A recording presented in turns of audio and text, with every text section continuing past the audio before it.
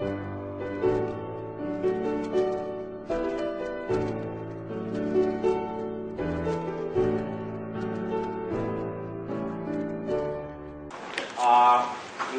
States have a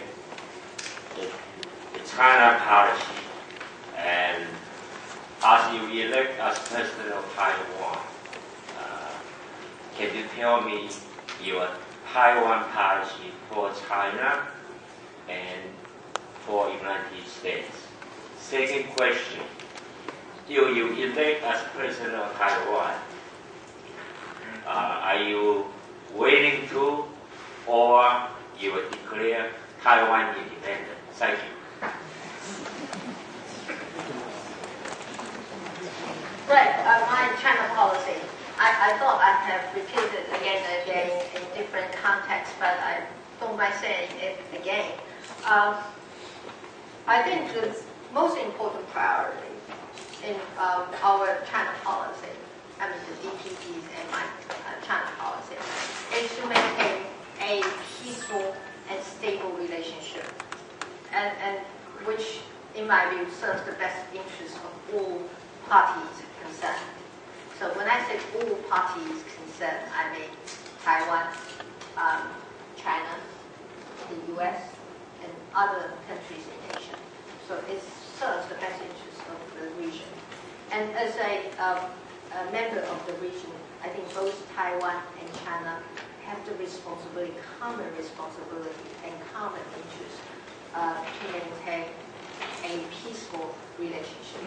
So first thing is to maintain a stable relationship. And secondly, China, of course, is a part of the world market, and therefore we need to normalize our trade and investment relationship with China. When I say normalization of the relationship, I mean we need to build the right infrastructure for the trade and investment to flow in a constructive way. And infrastructure meaning legal framework and coordination, consultation process, and even a certain amount of negotiation between the two sides.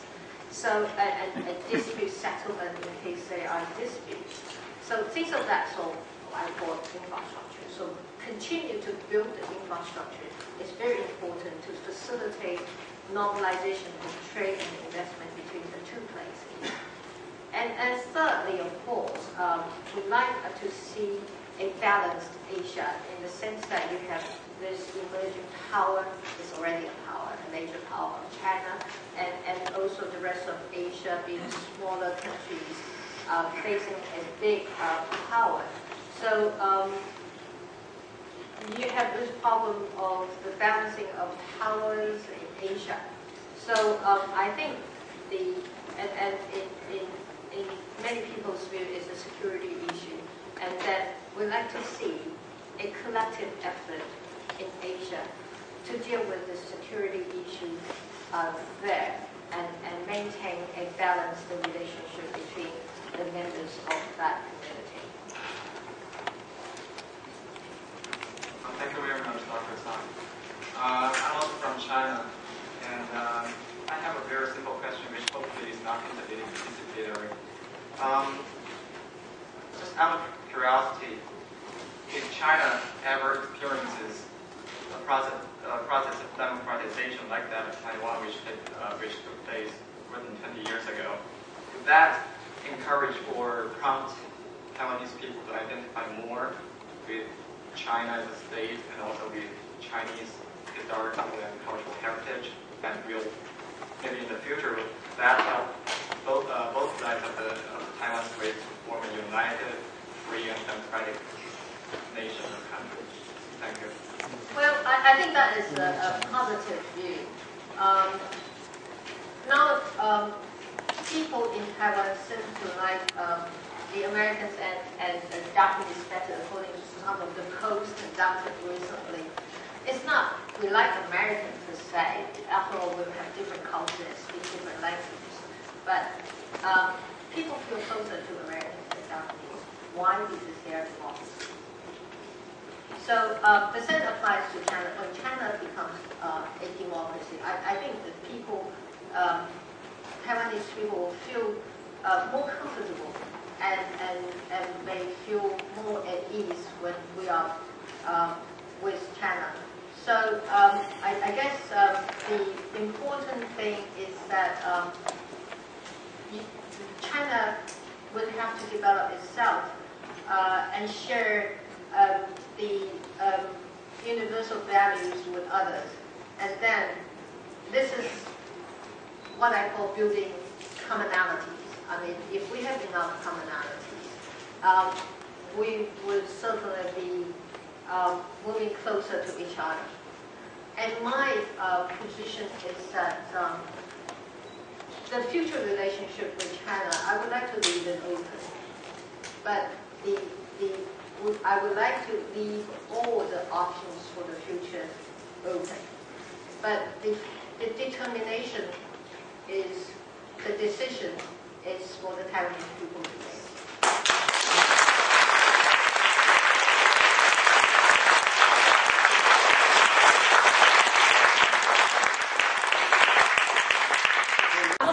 I rarely heard they said that they like to keep the options open. And rarely I heard they say that this is an issue that is for the Taiwanese people to decide. You know, frequency sometimes comes. Say it loud enough. Frequency. Last month in Taipei, a KMT spokesman told me that PRC people visiting or staying in Taiwan, there's no reason why they couldn't vote in an election because they're Chinese. You've spoken eloquently about democracy. Wouldn't that undermine democracy in Taiwan? Who knows, the numbers might be more than 300,000 or 400,000 in the years to come. And do you approve if they just came and voted in one way or the other in the election in Taiwan? There are lots of people having voting rights in Taiwan. It sounds a bit, forgive me for using this word, odd. We are a democracy, of course, and the community is a community of 23 million people. And we are electing our leader. We are electing the head of our local government. And it's a country, it's a community of our own. If Chinese people want to come and vote, they probably have to go through the process of becoming citizens of Taiwan. And we don't exclude that possibility.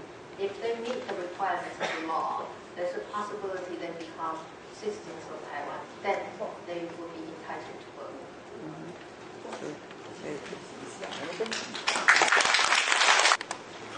So you mentioned clean energy in your speech, and can you be a little bit more specific and how you're going to make that happen? Right. There are a number of options. Biofuel is one, and and hydro is another one.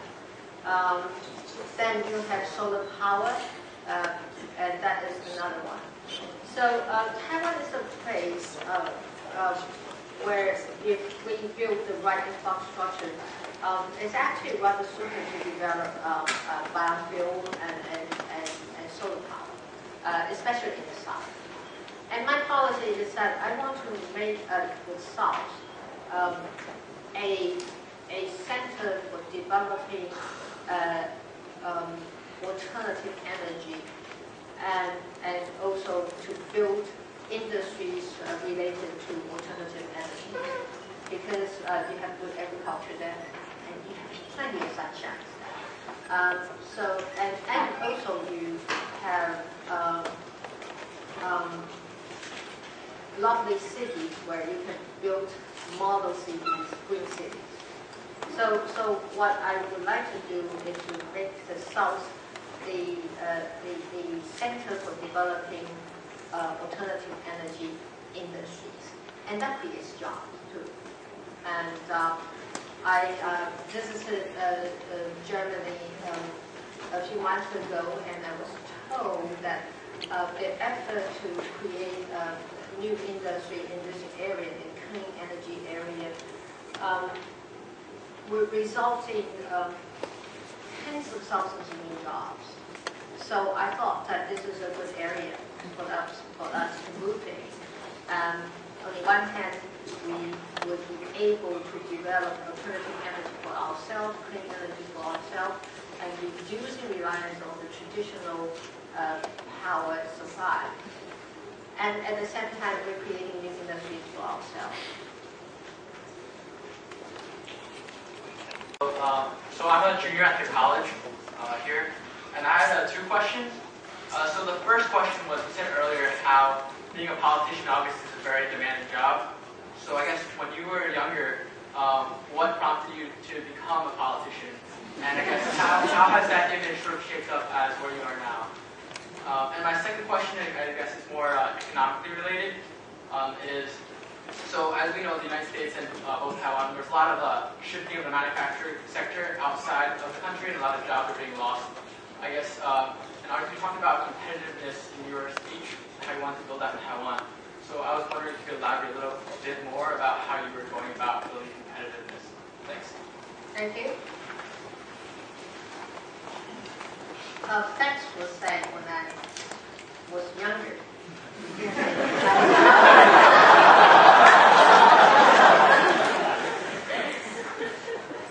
Right.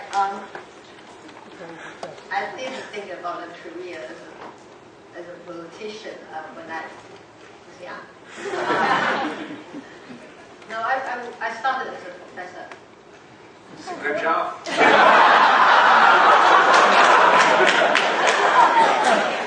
Then a negotiator, trade negotiator. I worked with government in trade negotiation. And then somehow I became a minister. That is the time that I met Professor Gosa. No, I never thought that I would run for presidency. And it wasn't my preference when I was young that I became a politician.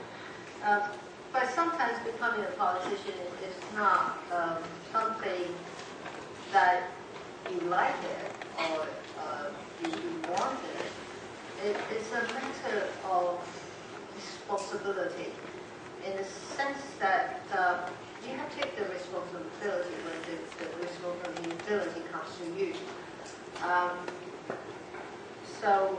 I normally would have a lot of hesitation to do certain things that are new to me. But this time, entering into this presidential phase, I seem to have less hesitation because I understand this is a responsibility. Economics, job losses.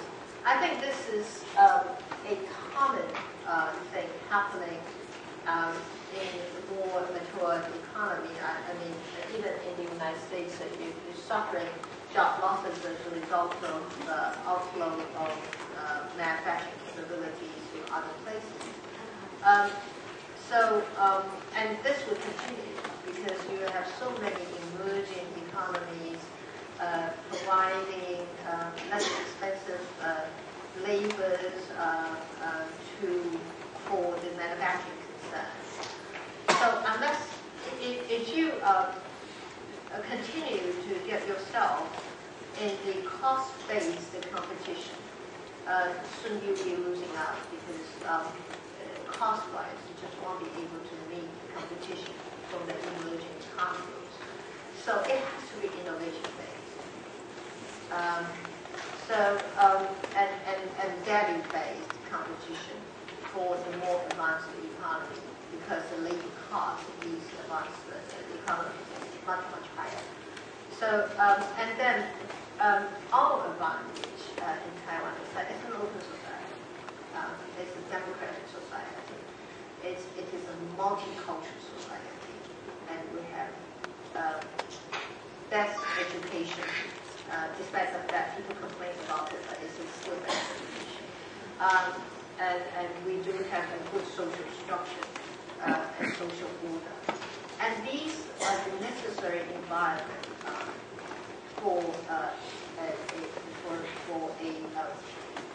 value and innovation-based developing a value and innovation-based industry. So I guess our future is there, and that's why I suggest that not really suggest, I advise the young generation people that we have to be prepared to be innovative, prepared to be able to add values to the products of yours, and that's where our competitiveness is in the